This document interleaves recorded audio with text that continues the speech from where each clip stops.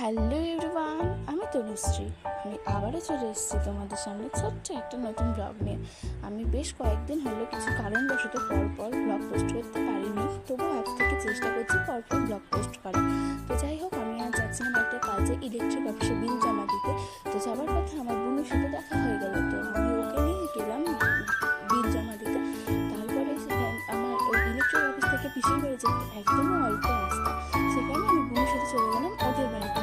বেশ অনেকদিন পর যাচ্ছি পিসি বাড়ি, তারপরে সেদিন ভীষণ রোদ ছিল। তারপরে আমি এই যে চলে এসেছি এখন পিসি বাড়িতে। বোনু গেলে স্নান করতে, সেখানে আমি বসে বেশ বোর হচ্ছিলাম ওই আর কি। তারপর বোনু এসে সুন্দর করে নিজের হাতে আমাকে ভাত বেড়ে খেতে দিচ্ছে। আমার বোনু আমার থেকে অনেক ছোটো, অনেক কিছু শিখে গেছে এখনই। তো এই দেখো, ও একটু মজা করছিল, সে কারণে এত হাসছিল। এবার আমার পিসির হাতে রান্না জাস্ট অসাম লাগে, অসাম। তো আমি সুন্দর করে মন ভরে খাওয়া দাওয়া করে নিই। তারপরে হঠাৎই আমাকে তাড়াতাড়ি করে বাড়ি চলে আসতে হয়েছে একটা কারণের জন্য। তো দেখি পাপা আইসক্রিম এনে দিয়েছে আমার জন্য। আমি মা আর পাপার সাথে বসে একটু আইসক্রিম খাচ্ছিলাম। তারপর সন্ধেবেলা মা বললো রেডি হয়ে বাজারে যেতে কয়েকটা জিনিস আনার জন্যে। তো আমি এই দেখো রেডি হয়ে গেছি, এখন আমি যাবো বাজারে। জানি না বাজার যাওয়ার সময় আমার মতো কেউ সাজুগুজু করে কিনা, আমার মনে যে কিসের এত ফুর্তি ছিল সেদিন আমি জানি না।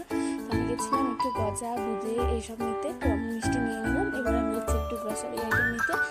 তারপরে আমার এখানে